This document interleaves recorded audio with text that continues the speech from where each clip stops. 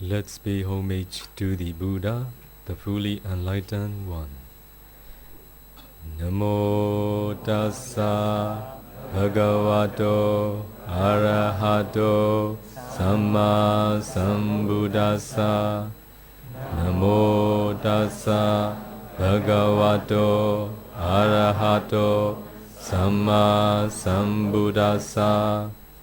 Namo tassa bhagavato arahato samma sambuddhassa.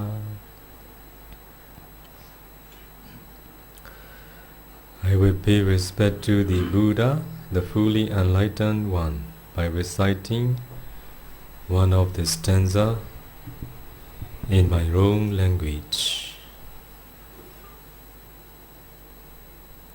One of the stanza in Pali and translation followed by Myanmar language.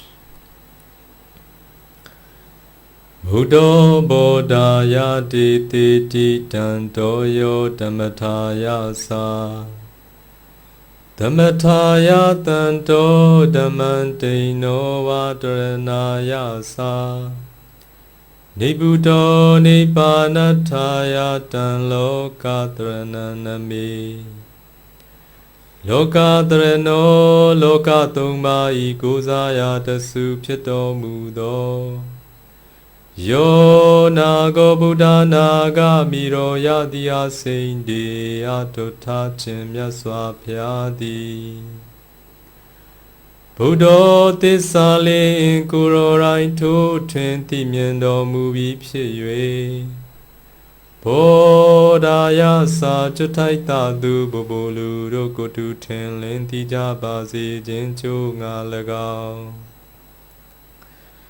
Tanto Kuroga Bin Chido Mubi Pye Dhammataya Sa Chutaita Du Bobolu Rokotu Mayuen Yen Che Jasi Chen Ngalagao Tanto Kuranga Bin Kilita Upu Kate Nyen Do Mubi Pye Dhammataya Sa Chutaita Du Bobolu Rokotu Mayuen Kilita Pu Nyen Jabasi Chen Ngalagao Dino wa tandaya no wangarachango Kutan thâu chao kuroran yauk pi phye ta lien Dharanaya sa kuro thatu chuthai tu ro nei pu ta wan ma be kan do Kutan thâu chao yauk ja ba se chin chu nga lagao Nibuddho kilita pranibban win san yuk te Kurorai I Nyen Do Mubi Pye Nibbanataya Sa Kuro Tatu Vene Lu Roku Kate Nyen Jabasi Jinchu Ngalagao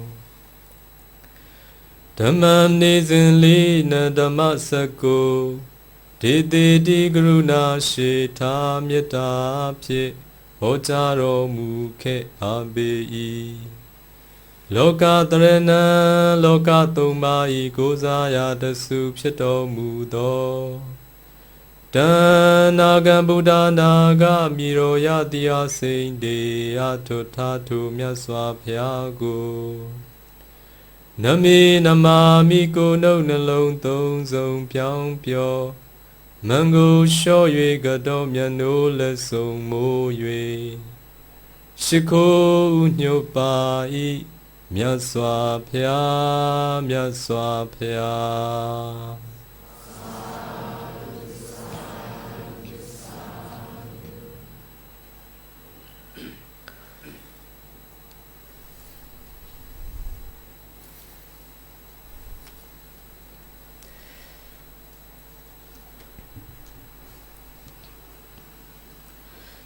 Tonight, I'm going to give a talk. What you never heard before. Do you want to hear something new? So the name of the talk is The Highest Art. Are you interested in an art? Hmm? What is an art? Do you know what is art? The art of cultivation. Another one? Looking nibbana. Okay.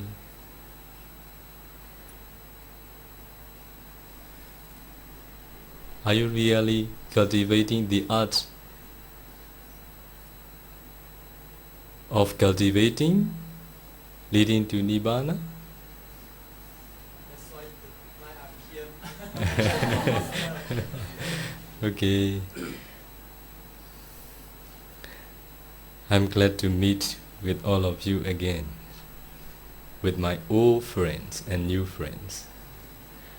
So, in the dictionary, it is explained, it is defined the meaning of art. What is art? Art is the use of the imagination to express the ideas of feeling, particularly in painting, drawing, sculpturing, carving, and making potteries. So you know, painting is an art, drawing is an art, sculpture, it is an art, dancing is an art. Do you like dancing? Carving is an art. Making potteries, it is an art too. Even it is said, healing is an art. Do you agree with it? Healing is an art. So another way it is defined, the word art is defined. Art is the skill of creating objects such as painting, drawing, sculpturing, and making potteries. Pottery. Do I need to explain what is pottery? I don't need, I think. Anyway, there are two meanings of pottery.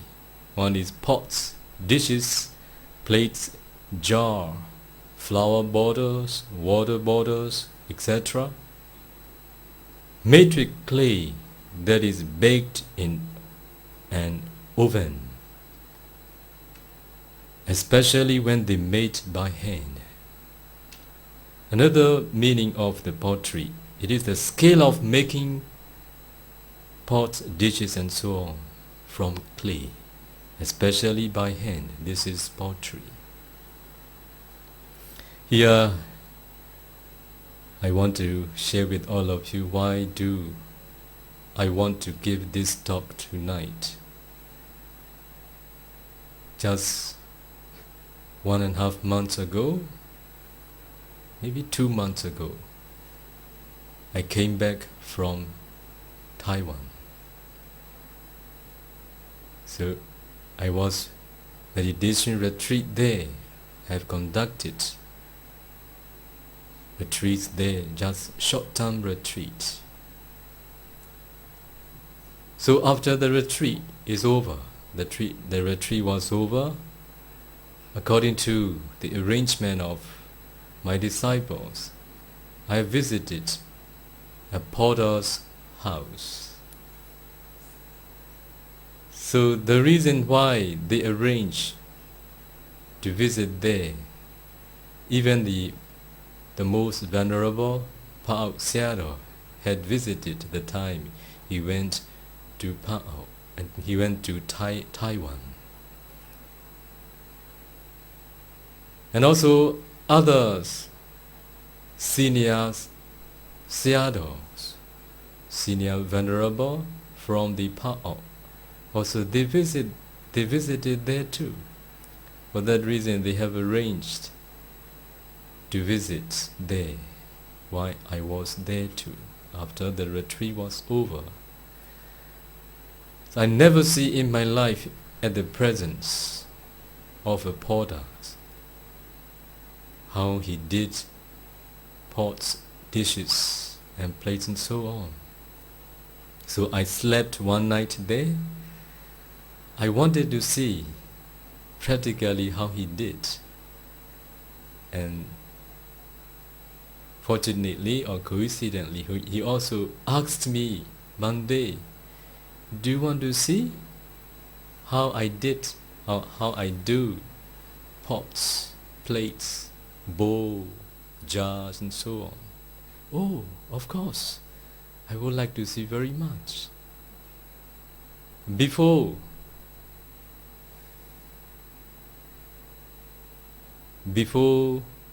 we see it, we visited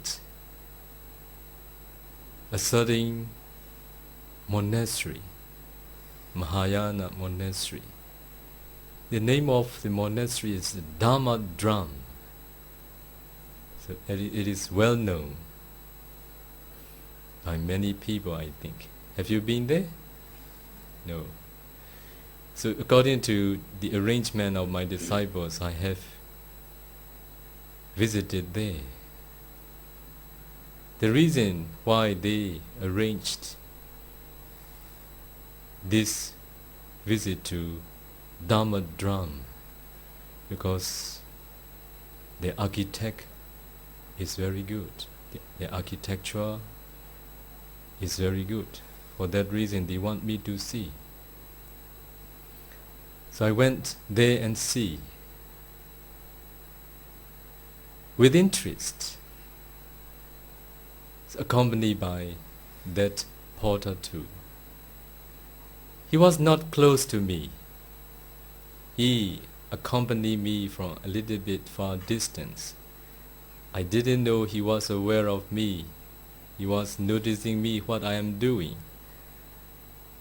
After we arrived back from the monastery, we was in his home. So he started doing his pottery. So within a few minutes he can finish plates, bowl, jars. He's very skillful. He has artistic skill and talent. He thought himself is doing a great art. He thought himself he is an artist. He is doing an artistic work. I'm very interested in. Do you know how to make pottery? Have you ever seen? Many of us have no experiences of it, right? So when potters, they are going to do pots, dishes, plates, bowls, jars, water bottles, flower bottles, different types of pots and dishes. They use potter's wheel. Have you ever seen potter's wheel? So potter wheel is a piece of equipment with a flat disc that goes around, on which potters put wet clay in order to shape it into pots, dishes and so on. So during the process, while the wheel rotates rapidly, the potter presses, squeezes and pulls a ball of wet clay gently outwards into a hollow shape, into a shape he wanted to be. Very artistic. So all his 10 fingers are working together. Whatever shape he wanted, he did it. So squeezing, pressing, pulling outward and inwards and upwards direction too. Very artistic. So my Kapya, Brother JJ translated his words. Whenever I did what he told me, I thought I'm a just beginner. I just started today. He has been doing for over 30 years already. Whenever he thought, whenever he did, whenever he does, he thought that he's beginning. Also, he expressed his attitude towards his job. I don't know when I'm going to stop. Whenever I think that it is good enough, I stop. I don't know that when I'm going to stop. Only when coincidentally or at a certain point, oh, this will be good enough, he stopped. So there will be different form, different style of pots, dishes, jars, and many pots and dishes. And then I saw what the Pa-Auk has written, some of the plates that he had done, the words in Pali. So what I remember, Dhamme hontu Sagarawa, may all be respect in the Dhamma. This is what the Pa-Auk has written in one of the plates that he had done. And then up in my presence, he did 2 plates, middle one and big one, and also water bottles, jars, very beautiful, and also what I like very much, he make a bowl within a short time from a ball of wet clay by squeezing, pressing, pulling upward, downwards, inwards, outwards, with his 10 hands, really artistic. And then he requested me, Bhante, please write some Dhamma words on this. I have written 3 sentences. So before I did it, after coming back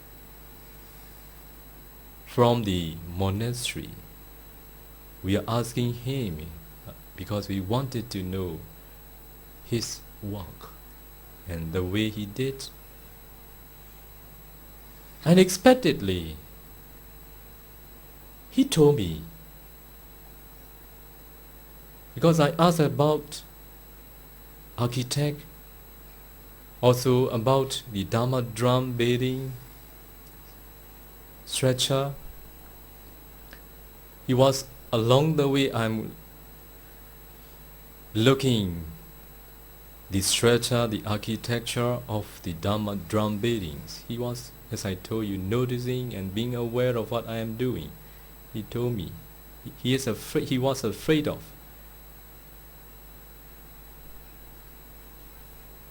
my thinking towards the material thing that I have seen there. He thought that my mind inclined very much to material thing. He told me, Bhante, these are nothing. The Dharma inside your heart is superior to all these. He reminded me, my purpose of asking is one, but the way he thought is another. Okay? Do you remember? So I keep in mind, I thought like this, he thought that my mind liked very much to this material development. So when he requested me to write some Dhamma words on the plate that he has done, so I have written 3 sentences. Because of this reason, tonight I could give this Dhamma talk. Do you want to know what these 3 sentences? The first one. Because he thought that what he is doing is a very great art. This is artistic work. He is very proud of himself. So I have shared with him 3 sentences. The first one is, the highest art is knowing how to apply Dhamma in life. Do you get it? The highest art is knowing how to apply Dhamma in life. So as he is doing artwork, so related to his work, I have changed into Dhamma. So he felt very happy. So my Kapiya translated it into Chinese. The time he requested me to write a Dhamma words on his plate, he requested me to write in my own language, not in English. I have written in my own language and I have translated into English, and then my Kapiya JJ, brother JJ, had translated it into Chinese. He is very happy because the highest art is not any art. The highest art is knowing how to apply Dhamma in life. Do you know how to apply Dhamma in life? This is my purpose of sharing the Dhamma tonight. And then I wrote another second sentence. I will explore more after I told all of you. After I have expressed, I have told all of you what I have written. The second sentence is, the real beauty exists only in the Dhamma. Do you get it? The real beauty exists only in the Dhamma. I told him there is no beauty in that material thing. Okay? The real beauty exists only in the Dhamma. Do you see it? Really? If it is so, I don't need to explain tonight. Okay? The real beauty exists only in the Dhamma.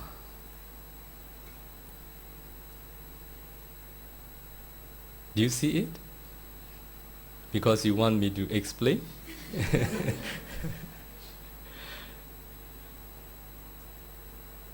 And then, the third one, may you be able to choose the path which has an end. You get it? May you be able to choose the path which has an end. Because he never see his end. He thought himself as a beginner whenever he did or whenever he does according to his scale. He is really skillful. But anyway, I want him to choose the path which has an end. This is endless. Endless. What are you doing? You also doing. You are on the path which has no end. Right? Endless.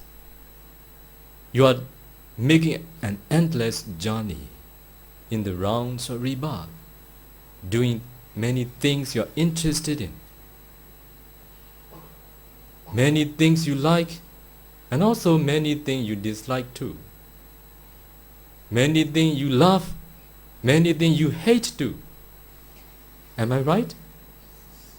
We did not only what we like, we dislike too. We did not only what we love, we hate too.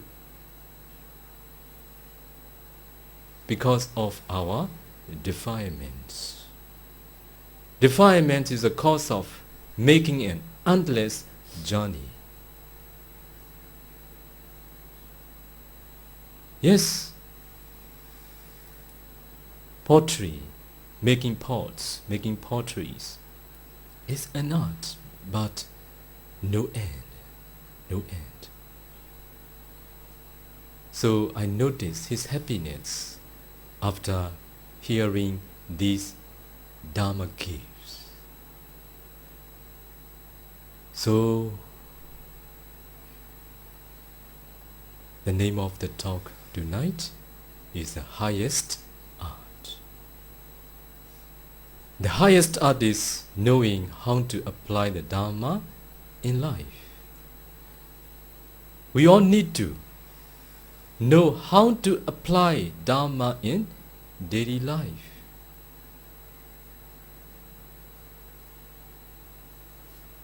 I want to share with all of you the definition of an art in another way. What is an art? The skill of doing something.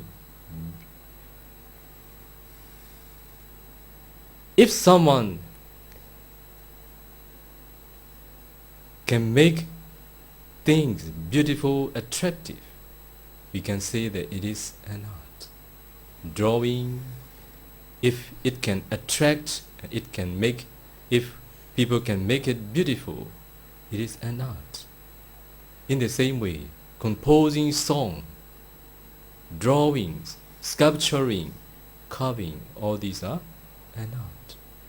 Something that can attract people's mind, something that people can make it beautiful. Related to drawing, painting, sculpturing, making potteries and so on, all these are an art.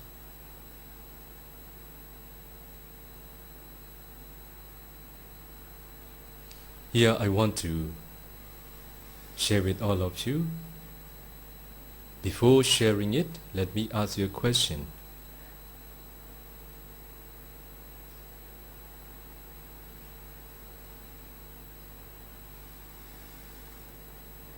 Can we call or can we say things that we see which is not attractive, which is not harmonic, which is not beautiful as an art? Can we call it? If, for example, when we hear a music, when we hear a song, if they don't play in it, if they don't play harmoniously, it will not be an art.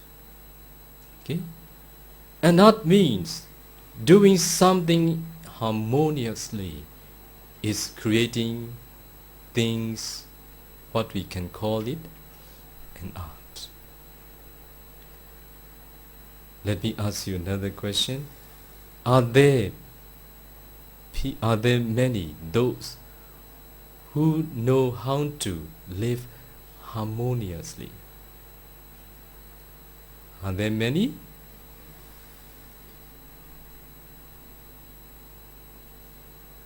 If not many, are there few? Do you mean nobody?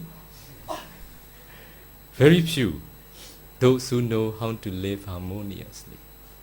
It is because of not knowing how to apply Dharma in life. So here, knowing how to apply Dharma in life harmoniously is so wide and so deep. If I explain, so I need to explain many. But among many, I want all of you here.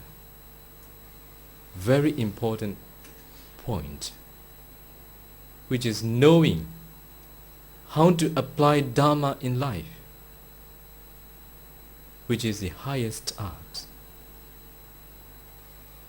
So among many, what I want to share with all of you The first point that I want to share with all of you is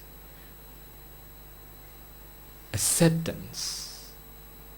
Okay? Acceptance is an art. Tonight I'm going to explain the art of acceptance. Okay?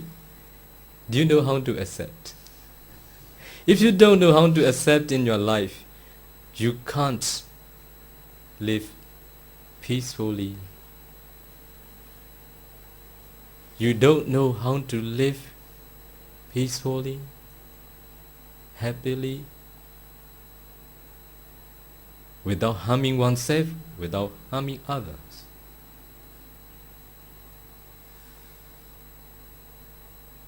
Accepting is an art. We all need to develop the art of acceptance. It is knowing how to apply Dharma in daily life.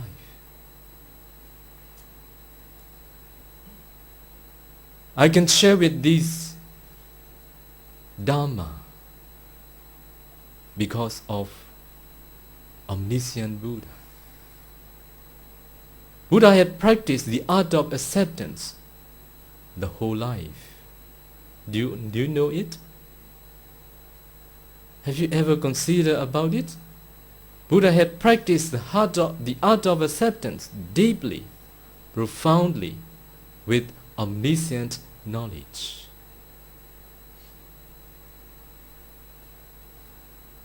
If someone complains you, do you accept it? Do you accept it? Instead, what did you do? You're so angry. You want to complain. You want to respond something. Not for the good of you. Not for the good of others too. To harm oneself and to harm others. This is because of not knowing how to apply the Dharma in your daily life. It is because of not knowing how to accept all the things that you encounter in life which is desirable and undesirable. The art of acceptance means accepting all the things as it really is.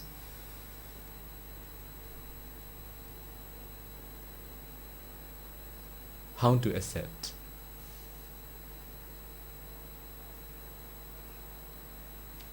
So, do you remember one of the 12 unwholesome results of the Buddha?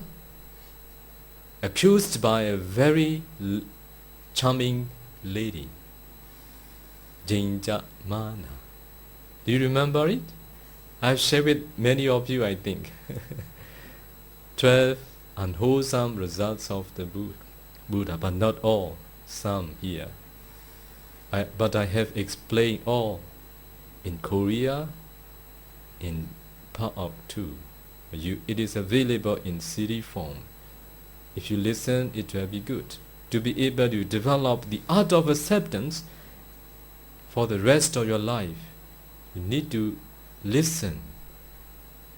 The undesirable things that even the Buddha encounter as the omniscient one.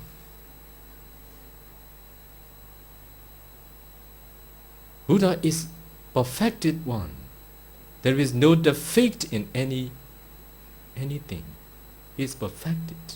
But even such perfected one encountered with both desirable and undesirable.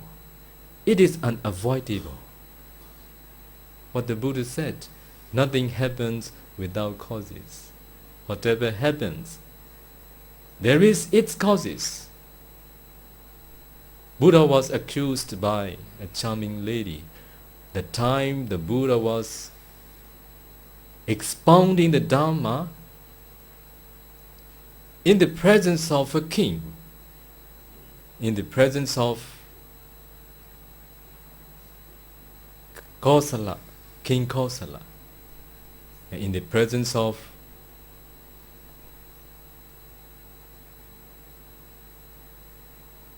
Visakha. Do you know Visakha? Who is she? The great supporters of the Buddha. Anatta Pintika. Also, the great supporters of the Buddha. And also in the presence of bhikkhu, bhikkhuni, laymen, laywomen.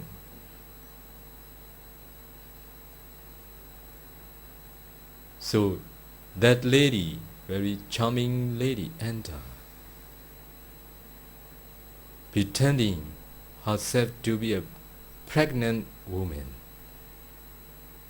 and accused the Buddha. Your voice is very sweet. Your voice is very sweet to all these audience. You know how to join the bliss of love, but you don't know how to take your responsibility. Here you see.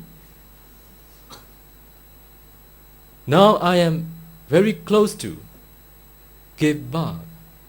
If you don't know how to take your responsibility, you should tell your disciples, those who are King Pasenadi Kosala, great supporters of you, Anatta Pintika and Visakha, to take care of my pregnant. What did the Buddha say? The one who knows law of karma perfectly, nothing happens without causes. Buddha accepts without complaint, because he knew that he has accused others along the way he was fulfilling Bharami, especially when he was not yet mature. At that time he has accused the virtuous one. Fourthly, for that reason, when times ripen, when karma ripens, nobody can avoid. He accepts. So, what the Buddha said at that time, my sister,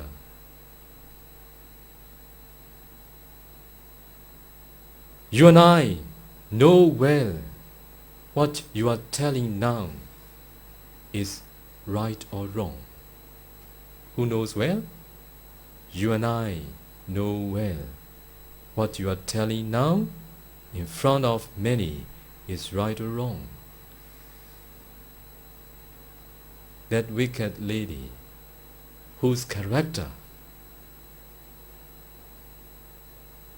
is influenced by past habits. She has done in this way in many of her past life too. Buddha knew the temperament, the character of that lady too. Also the ripening of his karma too.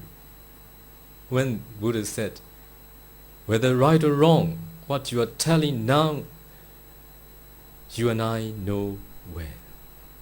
So at that time, that charming lady said, yes, yes, yes, as you and I know well that I have pregnant. Okay, very skillful. Skillful in good or bad, good, bad things. Okay? So at that time, as the Buddha is fully enlightened one, respected by humans, Deva, Brahma, that Deva, king of Deva, the throne of a Deva, appear hot. What happened? Oh, accusation towards the Buddha occurred in the human realm. So he sent 4 of his attendants to solve this problem. And then everything has been solved. I will not explain that. Okay? So, Buddha practiced the art of acceptance. We all need to practice. Nothing happens without causes. Desirable things that you encounter in life, not because of anybody, just because of you. undesirable things that we encounter in our life since we were young up to now. Not because of anybody, just because of you.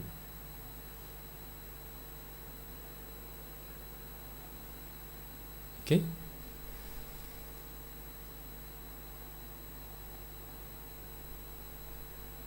Bedu mabu mimi mu.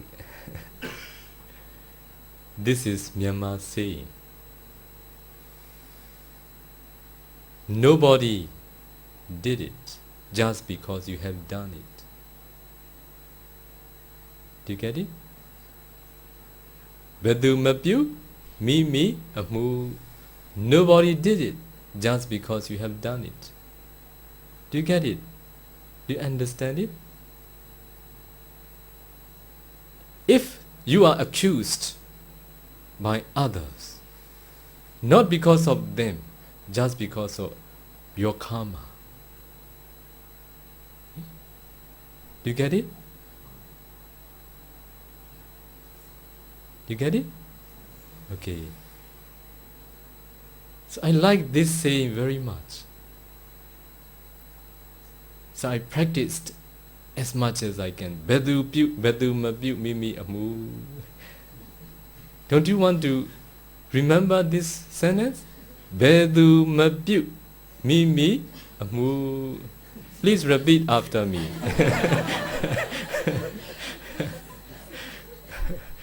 Bedu mabu mimi amu. Second time. Bedu mabu mimi amu. The third time. Bedu mabu mimi amu. You should recite every day.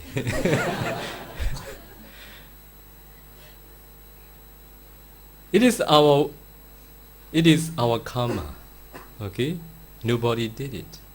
When karma ripens, someone must appear to accuse us, to complain us, to find fault of us. Nothing happens without causes. Not that other people did, just that our karma opened the doors to let it come in. Our karma favor. Our karma make someone appear. If as the time ripens, the karma ripens. If there is no that lady, another lady must appear to accuse the Buddha. So Buddha accepts without complaint.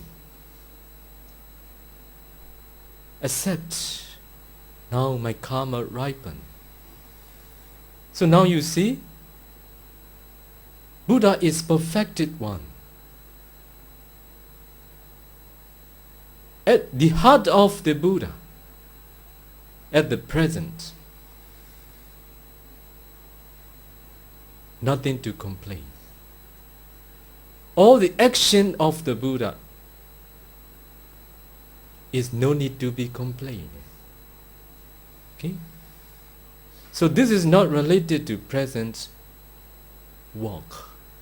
This is related to his past karma. That's why sometimes we need to distinguish the ripening of past karma towards our friends, our relatives, our beloved ones, not due to their present heart. Their present heart is so admirable. Okay? But karma ripens. At that time, please don't leave them behind. You should understand you should distinguish the differences between the heart of his or the heart of her at the present and the ripening of the past karma. And also you should examine yourself, who I am. Am I the one who should be complaining with my present karma? No. If you get the answer, no, I didn't do anything wrong, just because of ripening or past karma, now I encountered this. Please accept. Please welcome. Simply to say, okay? Please welcome. Without complaint. This is knowing how to apply Dharma in life. Okay? Do you want to know from another aspect? Okay. So this is what we all need to practice mindfully. Whatever happens, if someone praised or if someone praise you, you need to accept it just as it is, understanding that my karma ripens.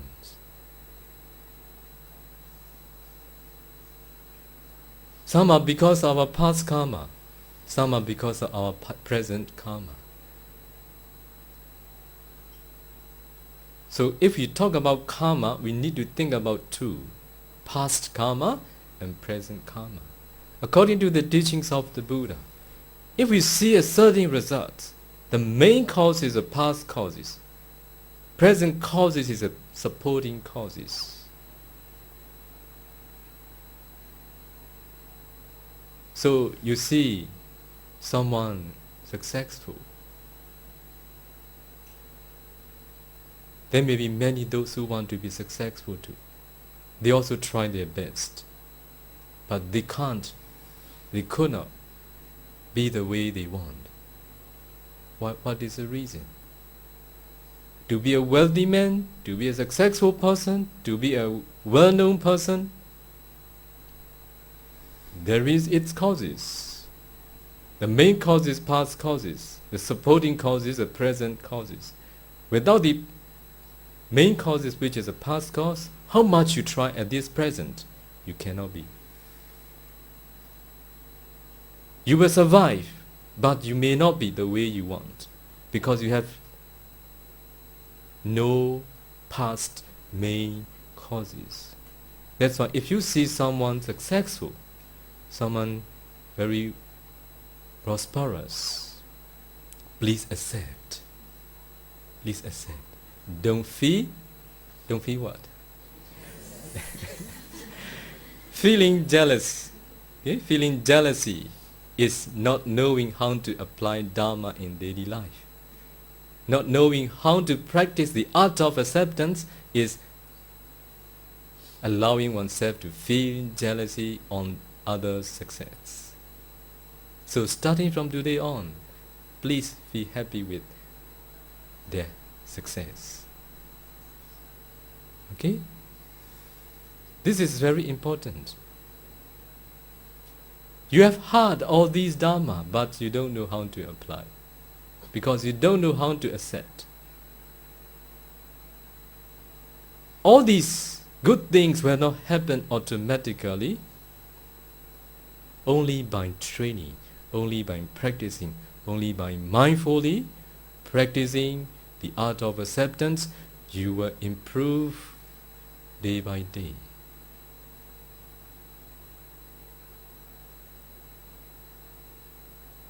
So we are tortured very much by our foe, our enemy, defilements. Do you get it? We are very much influenced by our enemy, defilements. I didn't use your friend. I use your enemy. You make friend with your enemy all the time. Right? But today, fortunately, you make friend with your friends really today. That's why you come here. Okay? Do you know this? You make friend all the time with your enemy, which is the cause of your suffering. You make all the time friendly, but it never treats you like friends. It treats you like an enemy. Okay?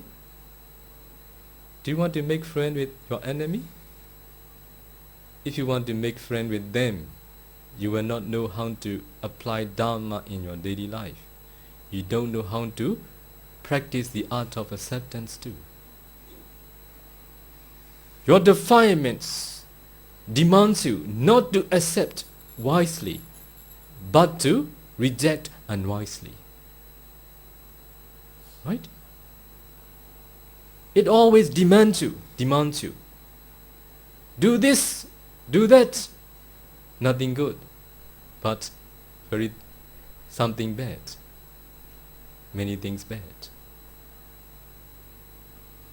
That's why this is also what we all need to improve. To listen the instructions of your defilements. It is a way to develop the art of acceptance. This is what I have shared with all of you maybe a few years ago. I need to repeat today. Do you remember what I told you? Buddha said, if you are not skillful in the habits of others' mind, be skillful in the habits of your own mind. Do you remember it? Now many nod their head. Do you train to be skillful in the habits of your own mind? Since you heard these words shared by Venerable Revata a few years ago. Okay? I will repeat some of the questions I have asked at that time. Is it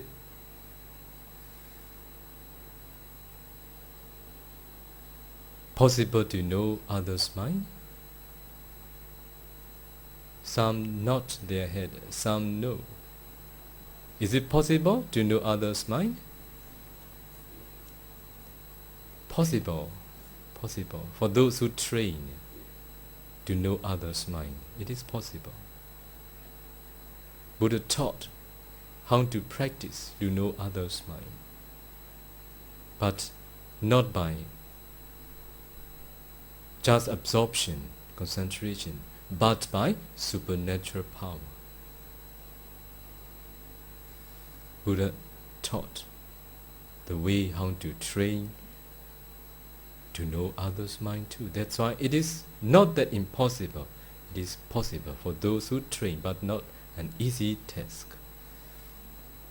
So another question, is it easy to know one's own mind?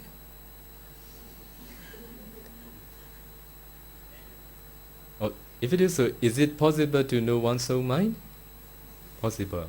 Is it easy to know one's own mind? It is uneasy. An easy task even to know one's own mind. If you don't know the habits of your own mind, you don't know how to develop the art of acceptance. You will be wasted.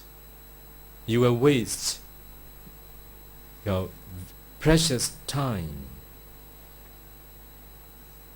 listening and doing according to the instructions of your defilements, harming oneself and harming others, not knowing how to live peacefully in life because of not knowing how to be skillful in the habits of one's own mind. That's what Buddha said, if you are not skillful in the habits of others' mind, be skillful in the habits of one's own mind.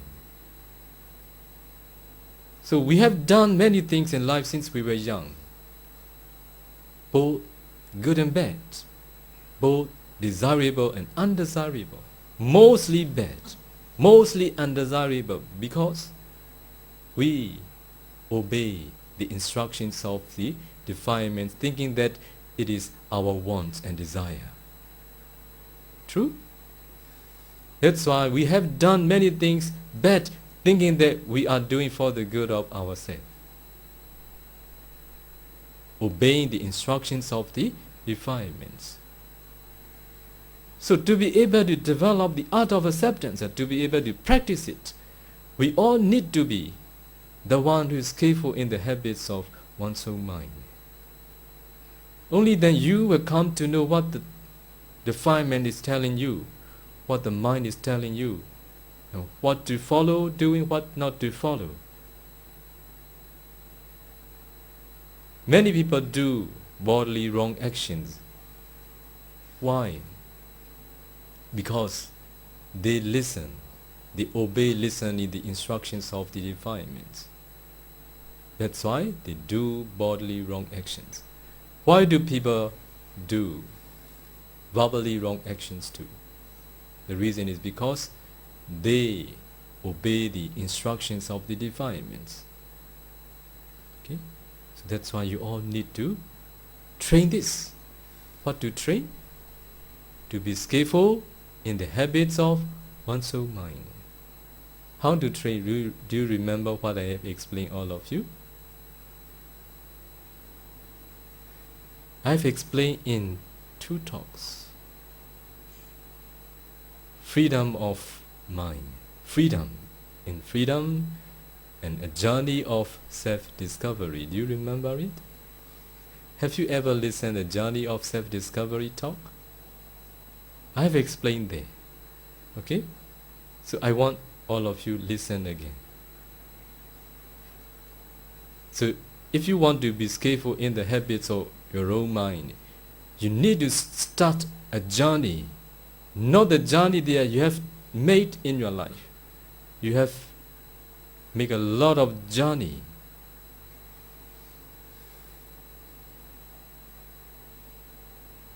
Instructed by your defilements. You haven't started a journey of self-discovery. So you need to start that journey to be skillful in the habits of one's own mind. So when you examine your mind from morning till night, what your mind is telling you, what your defilement is instructing you, what your enemy is telling you, what you always make friend with them.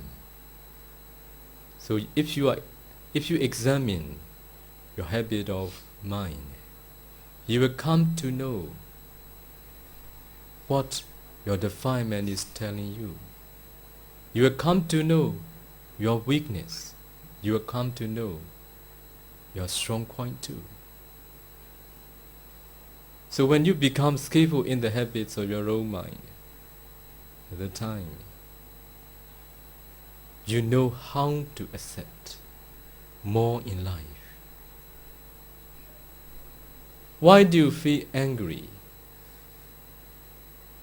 Why do you feel angry?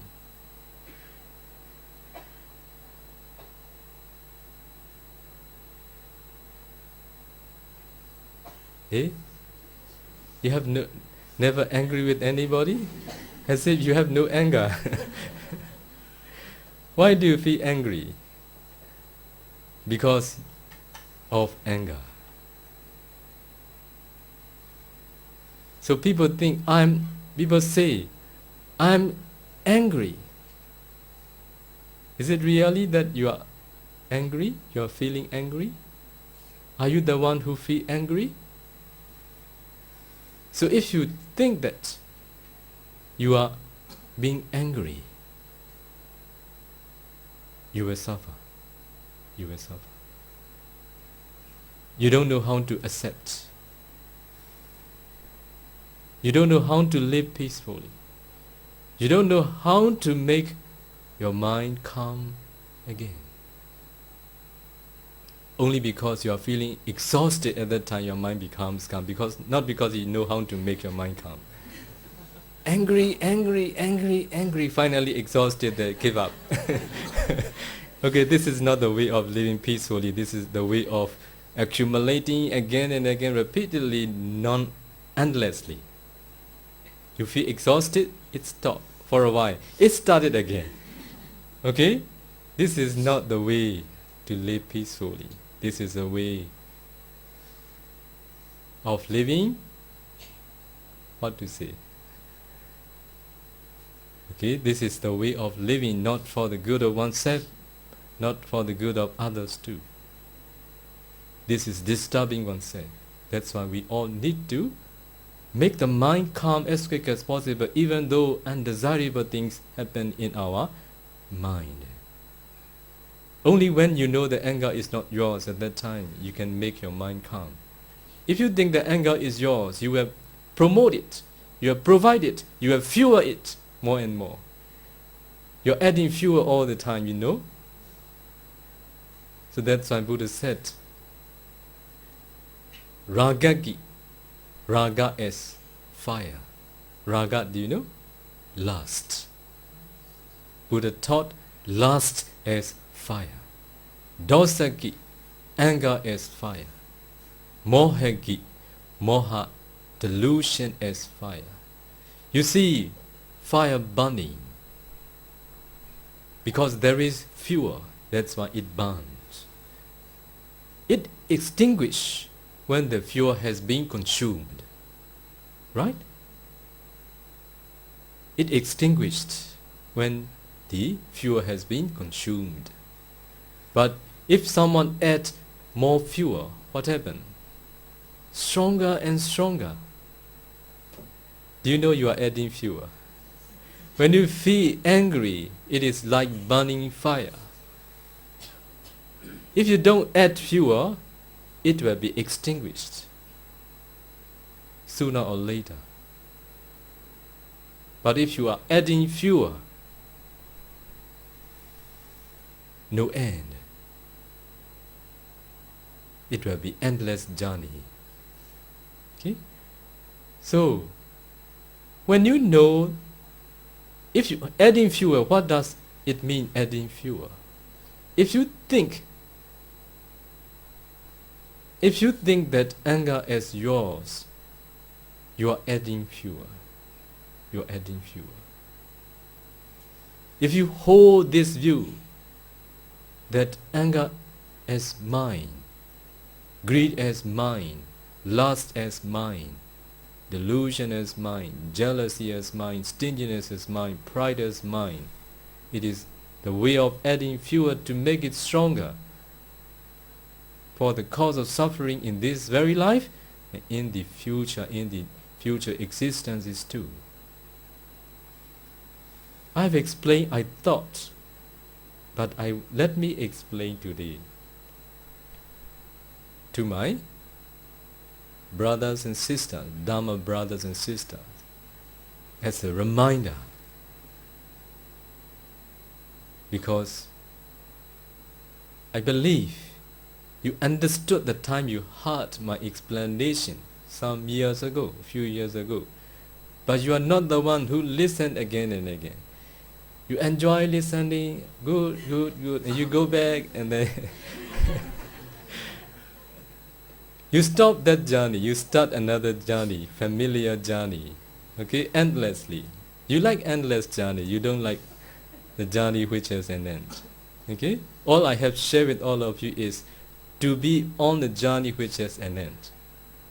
But if you practice, you will be nearer and nearer to the goal, which is an end. But now, you make a journey more. Which journey? Endless journey. Enjoying sensuality, making friend, obeying your enemy. Right? Sorry for my repetition. What I am telling all of you, I forgot already.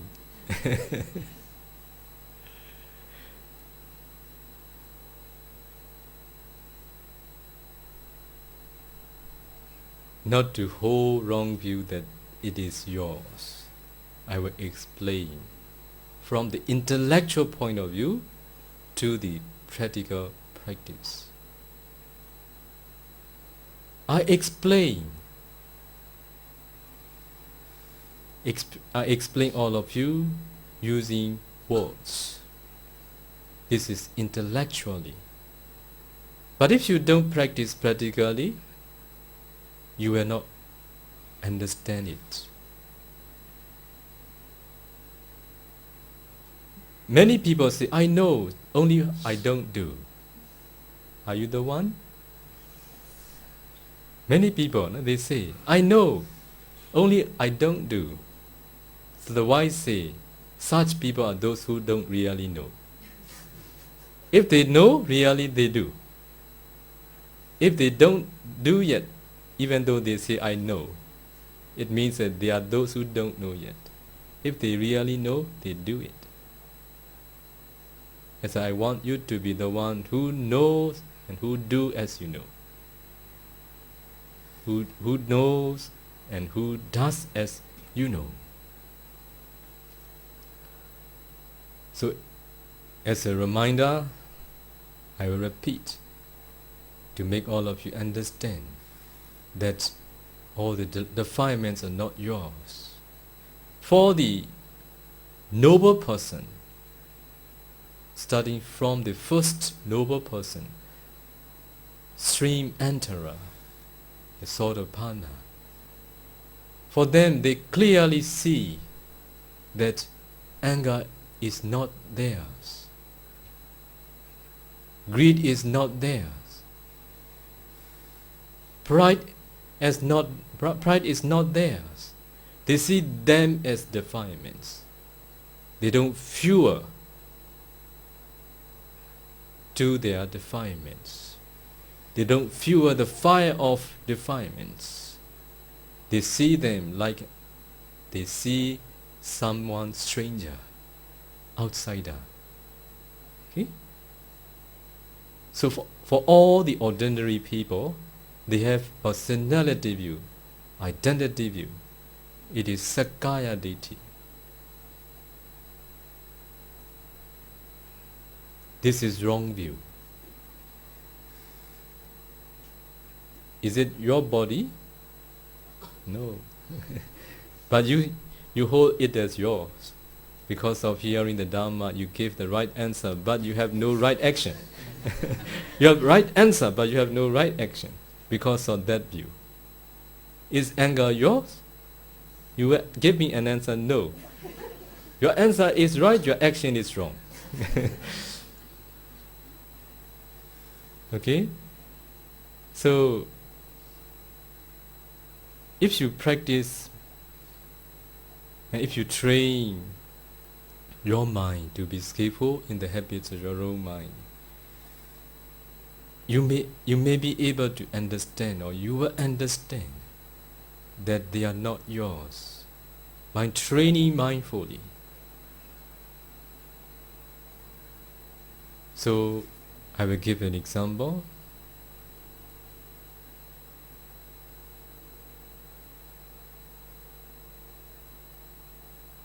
When you see, this is my old example, not new one. When you see a mango seed, since you were young, you know that it can grow trees, it can bear fruits. Do you see trees and fruits in a mango seed? You don't see, but you know.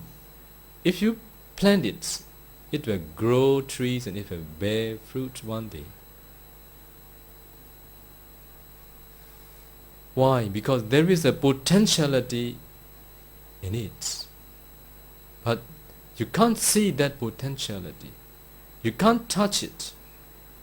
But you can understand it. But that potentiality gave its result only when conditions are met. If there are no right conditions, even though there is a potentiality, it cannot grow, it cannot bear trees and fruits. Need conditions. Condition is the cause of occurring. That's why not you who feel angry. Conditions make anger appear. Not the seed, not the potentiality give its result of growing trees and bearing fruits. Only conditions, right? Condition make the potentiality grow and bear trees and fruits. So if you keep a mango seed on this table for 4 months, 5 months, what happens? Dries. It dries. Only at that time, if you go and if you plant it, you pour water, You clean the bushes, you make fertile, but it will not grow anymore because there is no more potentiality. Okay? So, Arahant, they are those who make the cause of results dry. Okay? I repeat it. Arahant are those who have removed the cause of results dry. That's why if there is no causes, there will be no results. This is the way the Dharma changed individual. Change the individual quality. So now you have that potential. What are they? Greed is the potential. Anger is a potentiality. Delusion is a potentiality. Stinginess, pride, jealousy, all these are like a mango seed. A potentiality that exists in a mango seed. But only when conditions are met at that time, they can grow.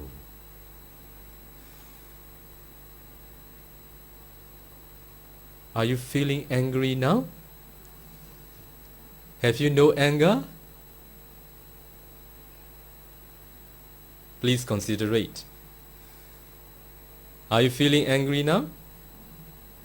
Have you no anger? Yes or no? Where is it? Where is it?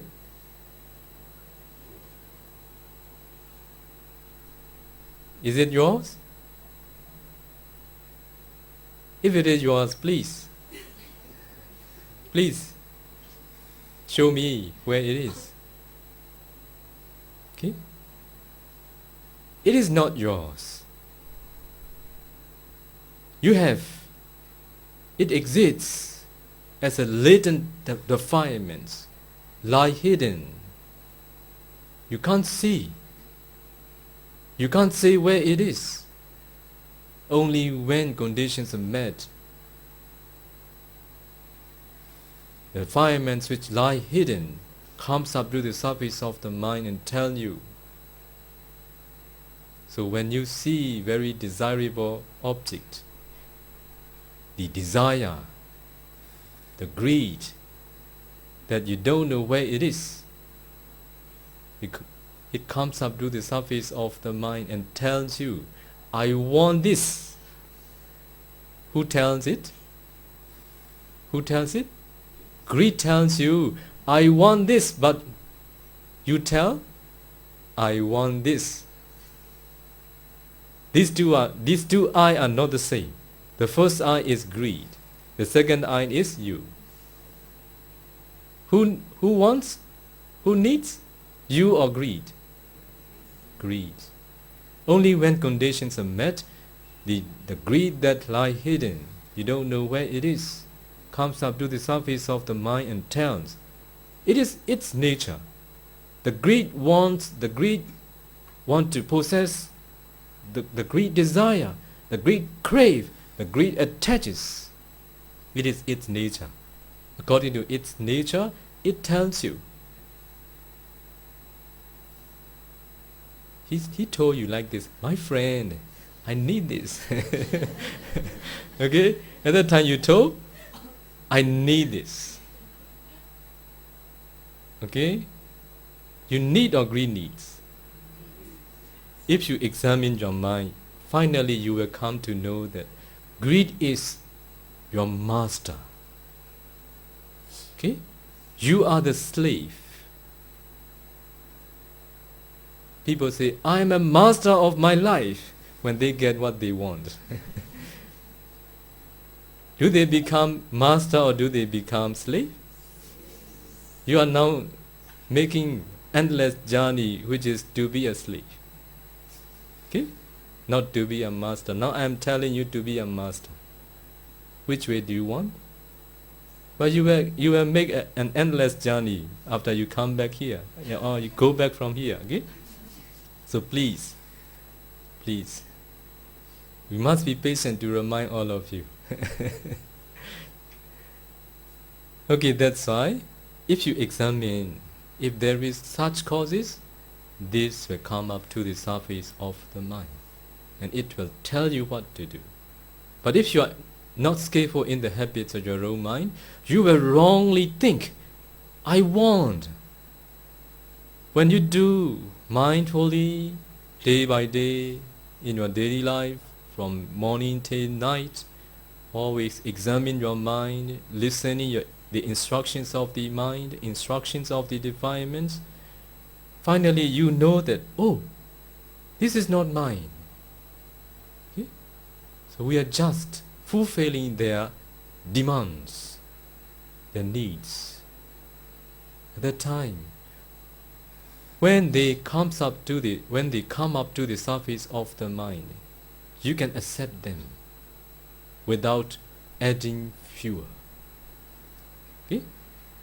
Because you come to know that only when conditions are met, they come up to the surface of the mind according to its nature.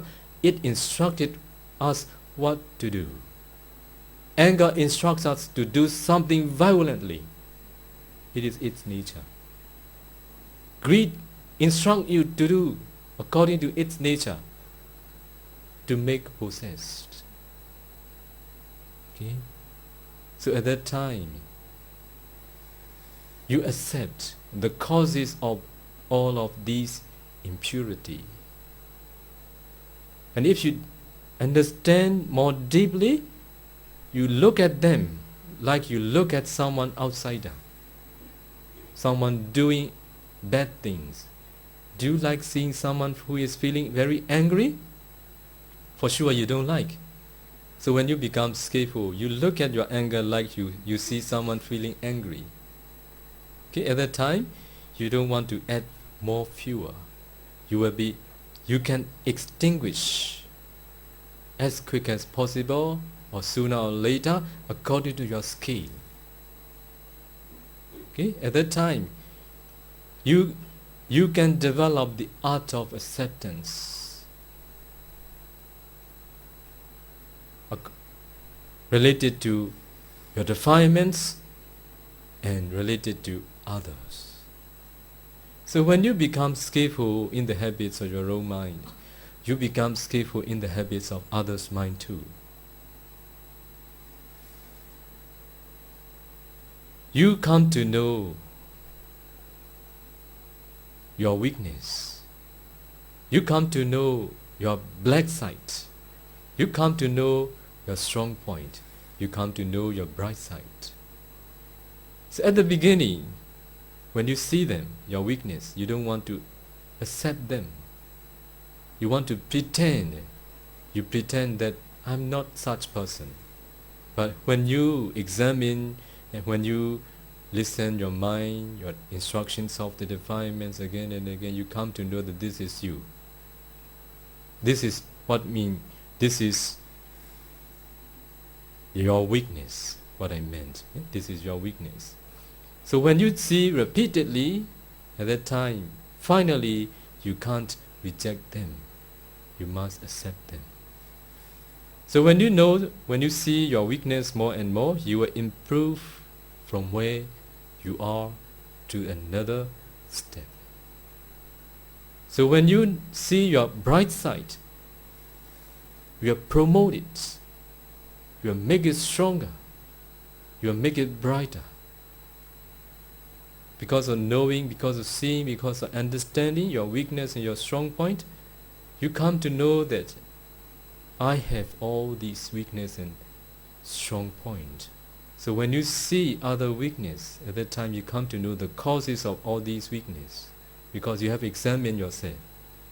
Before you explain whenever you see others' weakness, you complain, you find fault of. So when you become skillful, you don't want to complain. You understand why do they do. What is the cause of these wrong actions or weakness? Instead of complaining, you can accept. If there is, there will be. And if they don't train themselves to be skillful in the habits of their mind, they will also in the same way like me before. So your acceptance, your ability to accept has been improved at that time. So that's why this is what you all need to train. So to be able to accept oneself and others, so we all need to be skillful in the habits of one's own mind. To be able to accept all the desirable and undesirable, which has causeless result. We need to deeply understand as much as we can the law of karma. Those who understand deeply law of karma are those who know how to accept as it is. No need complain. Bedu mapyu mimi mu. Do you remember? Second time please repeat. Bedu mapyu Bedu mapyu mimi amu. Nobody did it. You yourself. Okay? That's why blame or praise, fame or disrepute. So having a lot of company, having no company, all these are because of our action. Nobody did it. It is our karma. Okay? Already 9. How many hours already? 7:30, 8:39, 1:30 already. Do you want to listen more? Yes? If it is so, I will continue a little bit up to 9:30. Okay? Okay, now I will explain. To improve the art of acceptance from another point of view. This is what we all need to practice. This is what we all need to train practically. These all the good things will not come into being automatically by itself. We all need to make an effort. We all need to be mindful. We all need to spend enough time. But the main thing is mindfulness, willingness to do. Another thing is to be able to develop the art of acceptance. We all need to practice loving kindness, compassion, sympathetic joy, and equanimity towards both desirable and undesirable. This is another way of developing the art, which is an acceptance. So we all need to practice loving kindness. Loving kindness. So what is metta? Metta is loving kindness. What is metta? What is loving kindness?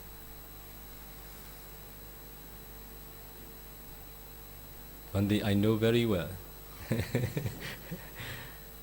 I have my wife. I have my husband. I love very much. I have metta. True? No. This is attachment. This is not metta. This is craving. Okay? This is clinging towards.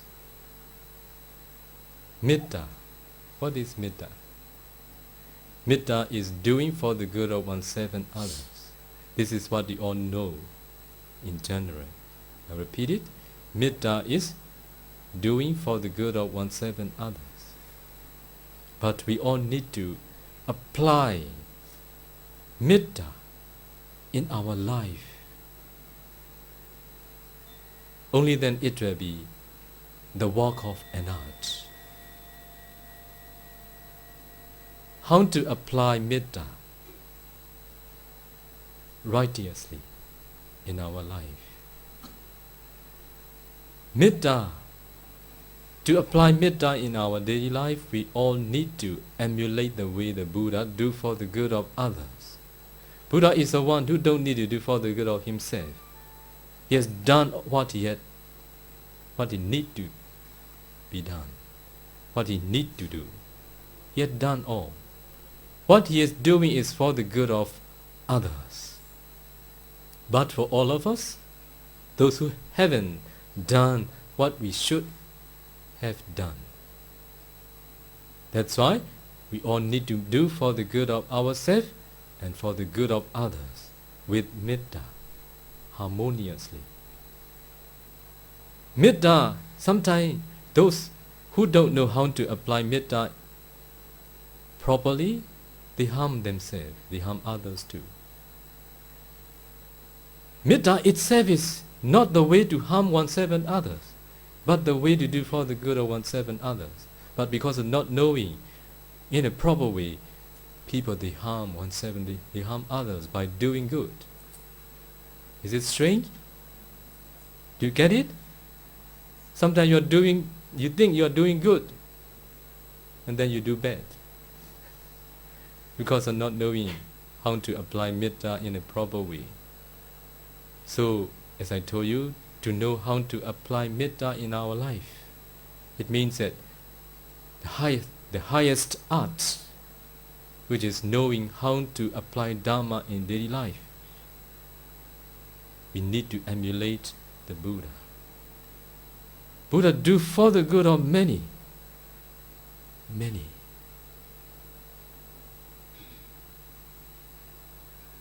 How did he do?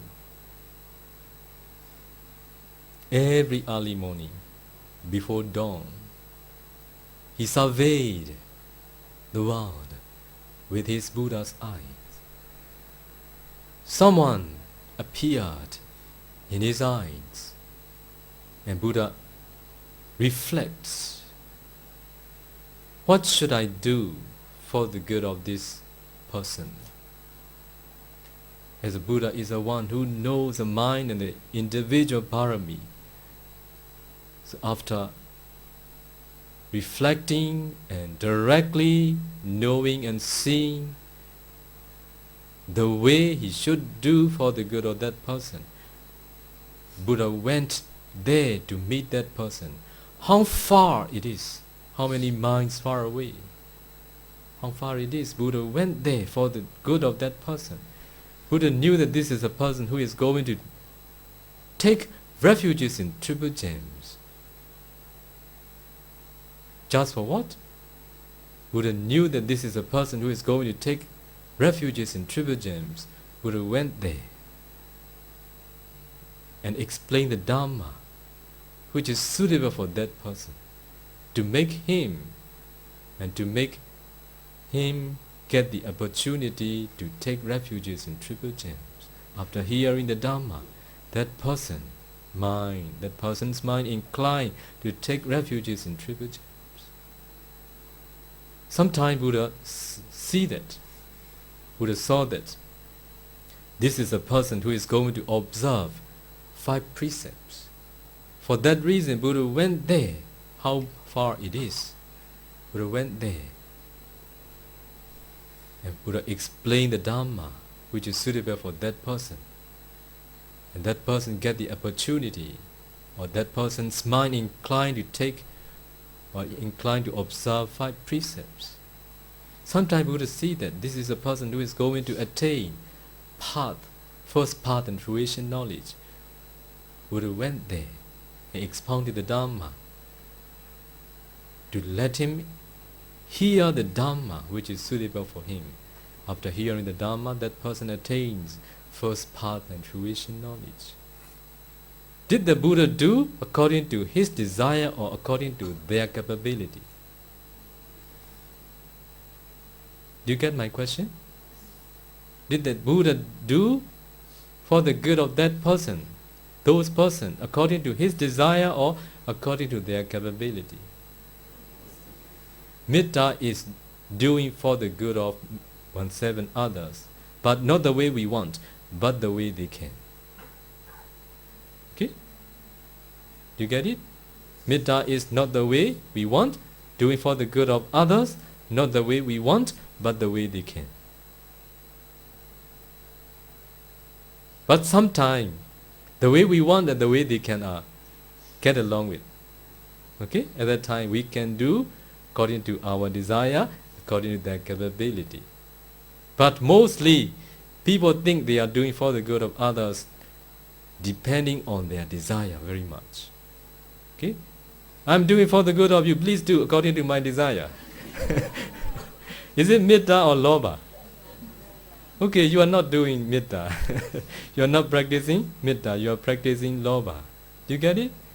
For your whole life, up to now, since you were young, you are practicing not metta, you are practicing lobha. Okay, that's why you harm yourself and you harm others. When you emphasize doing what you want them to do, if they can't do, if they are unable to do, if they can't do, if they have no capability to do, what happens? You feel angry. Okay? This is not metta. Okay, so whenever we are going to do for the good of others, please don't think much about your desire. Please be good observer first. What should I do for him? So we have our young people, okay? So youth generation, our brothers, our younger brother, our younger sisters, our daughters, our sons, our disciples, our students, our fellow followers. So when we are going to do for the good of them, even though we don't know, like the Buddha knew, individual parami, we should be good observer. What is mind inclined to do? What is his capability? What is his scale? What is his possibility? All these need to be considered as an observer. Only at that time, if we give a hand, at that time, we support them, we provide them. So we become those who understand how to do for the good of others. There is a conflict between sons, daughters, and their parents. What is the reason? Their parents wanted their children to do this and that. Their children could not do. Their children didn't follow doing. At that time, what happened? You bad children, you don't follow, you don't do according to my desire. According to my metta, not desire. Okay? That's why. So you all need to emulate the way the Buddha do. Only at that time you can apply metta in your life. So karuna is compassion towards suffering being. As I told you, nothing happens without causes. Even though you have metta, even though you try to do for the good of others, by observing the way you can, sometimes they will not be according to your metta. Even though you want them to be successful in a field, they are capable, but they can't. At that time, you need to practice equanimity towards both desirable and undesirable. Metta without upekha. Okay? Metta without equanimity towards both desirable and undesirable are for the suffering. Okay? So equanimity towards both desirable and undesirable means accepting according to their possibility. Okay? Now I change the words metta into acceptance. Developing equanimity towards both desirable and undesirable is the way of accepting the possibility of a certain person. Even though you want them to be this and that, they could not be according to your metta. Even though they have capability to do, they could not be according to their capability to, according to their karma. That's why at that time you need to develop equanimity towards what you encounter, both desirable and undesirable. That's why practicing equanimity towards both desirable and undesirable is practicing the art of acceptance. You get it? Without this, you will suffer. You will suffer. That's why with metta, you suffer. Metta is not the cause of suffering, but you suffer because you don't develop equanimity towards, which is the art of acceptance. So, compassion should be developed. Why? When you see suffering beings, when the wise sees the suffering being, their mind trembles. They want to help him or her to be free from that suffering. Even though they can't sometimes, they want to do. This is the mindset of the wise towards the suffering being. But if you don't practice the equanimity towards both desirable and undesirable, you will suffer for your karuna. Okay?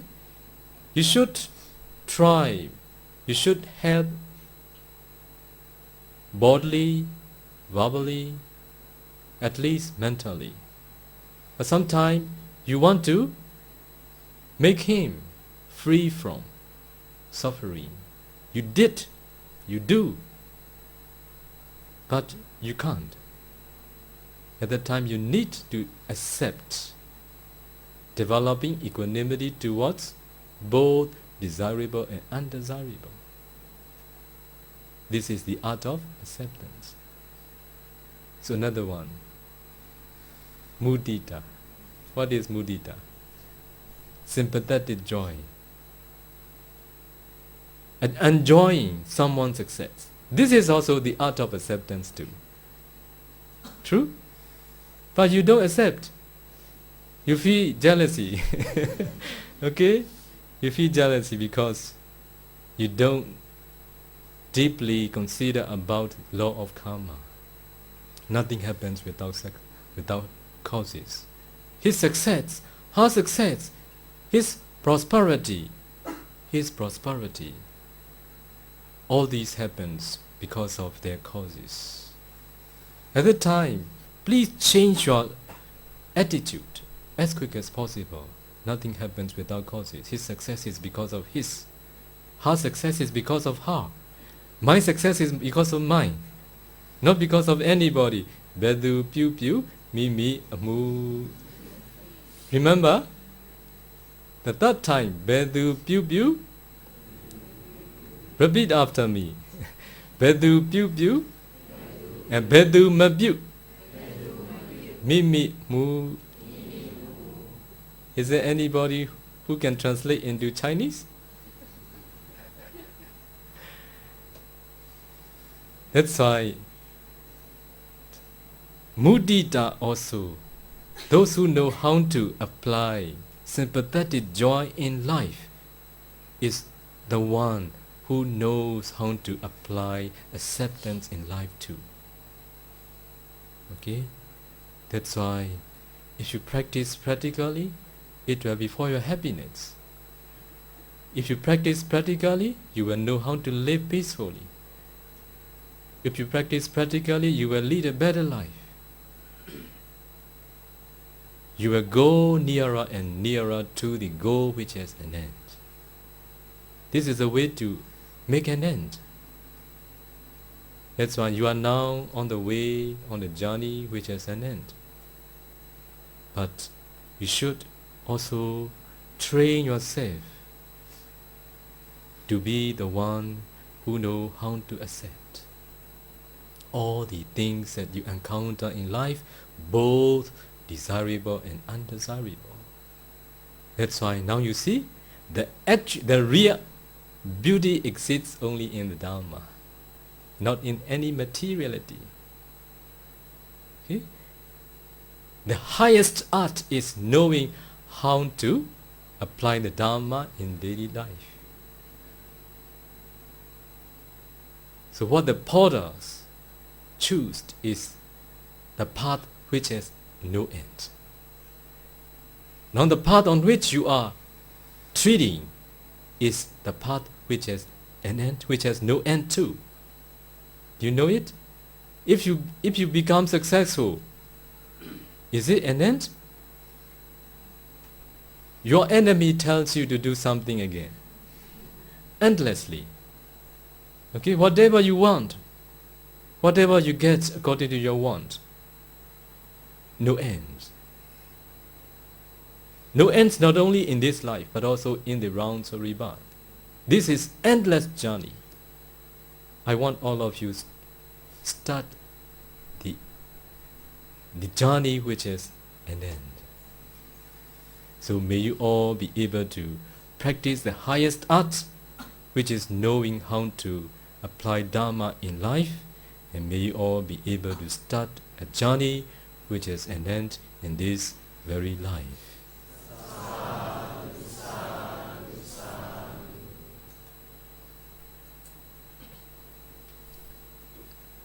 Do you want to continue Q&A? Okay. As much as you can, I will allow you. Today is Friday. Tomorrow, no job. no journey which has no end. Okay, good.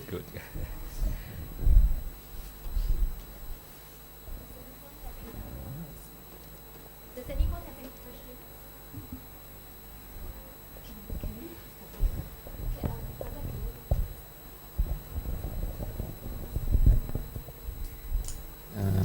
Bhante, thank you very much for your very enlightening talk.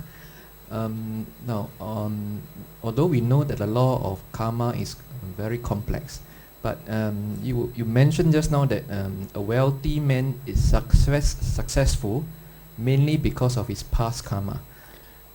Main causes, yeah. because of past karma. The supporting cause is the present karma. Yeah. So I recently, I think, read about, our Asian tycoon from Hong Kong, this Lee Ka-shin, and if I remembered correctly, I think he started from, selling, some plastic-related stuff, in a very low-end job, and of course, yet today he is so wealthy, So this actually gives me the impression that it is more because of his present karma that makes him so successful rather than his past karma, because we don't know what is past karma, right? And we cannot see. Yes. So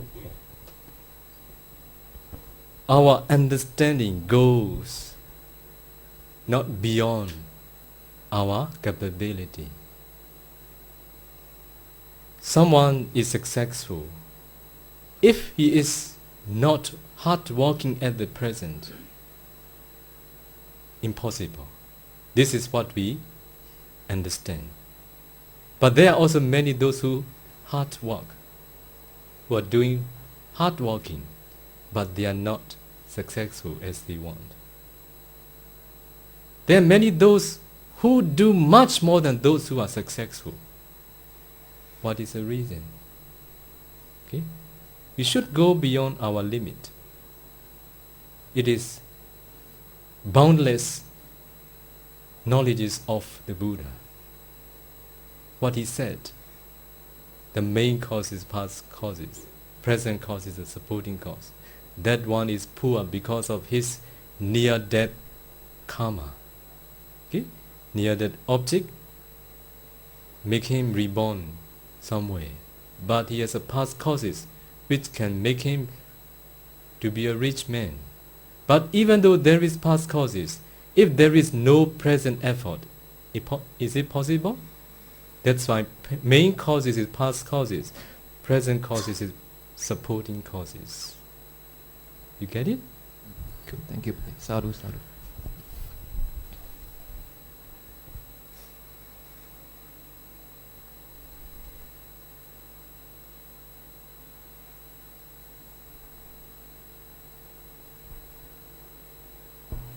Good evening, Bante.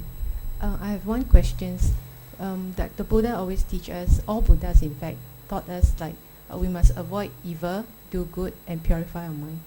Why avoiding evil first? I thought that everyone like to do good, like dana and all this. Why the Buddhas teach us avoid evils? Thank you, Bante. Yes. Avoid evil, do good, purify one's mind. This is the essence of the teachings of the Buddha. Your heart, the way leading to Nibbana, is Eightfold Noble Path.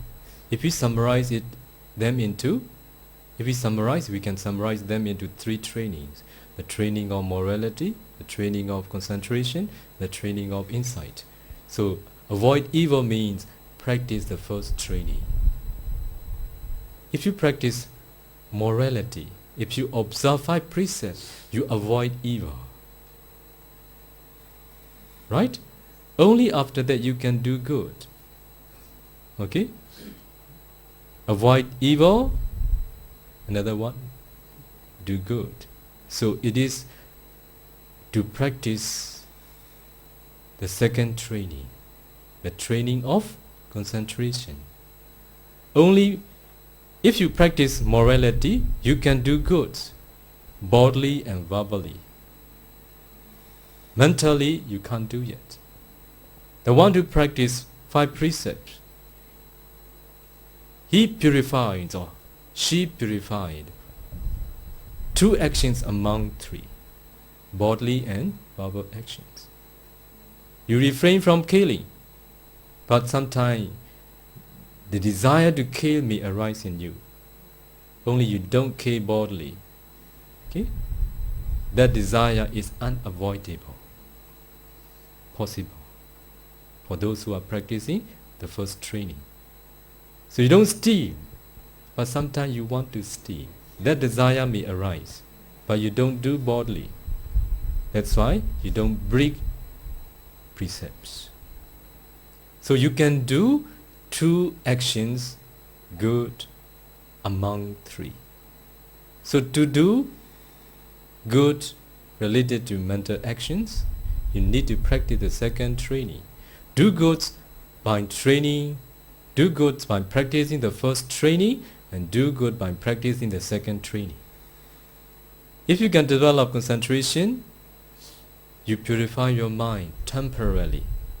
Those who are entering jhana absorption concentration for 1 hour deeply, their mind is pure for 1 hour. If they can enter for 2 hours, they purify. Their mind is pure for 2 hours. It is not permanently, temporarily.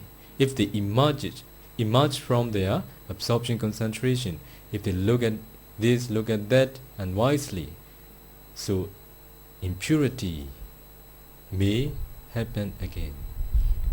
So purify oneself. Here are 2 ways to purify. One is temporary purification and complete purification. By practicing the second training, the training of concentration, we can purify our mind temporarily.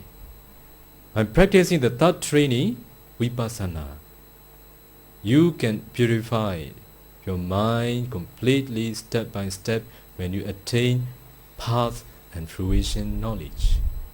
This is the essence of the teachings of the Buddha. Okay? Please do.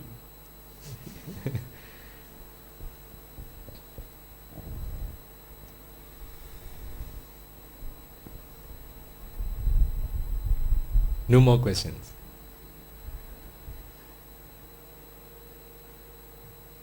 If there is no more questions, we will share merits done today. Okay, repeat after me. Idame punyam asavakayam vaham hotu. Idame punyam nibbanasa pacayo hotu mama punya bagam sabba sattanam bhajemi te sabbe me samam punya bagam labantu sadhu